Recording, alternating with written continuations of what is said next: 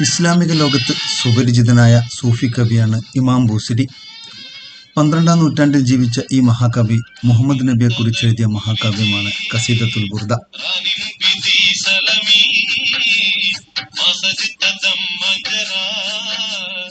യേശുദാസിലൂടെ മലയാളികൾ ഏറെ കേട്ടതാണ് ബുർദയിലെ ഈ വരികൾ.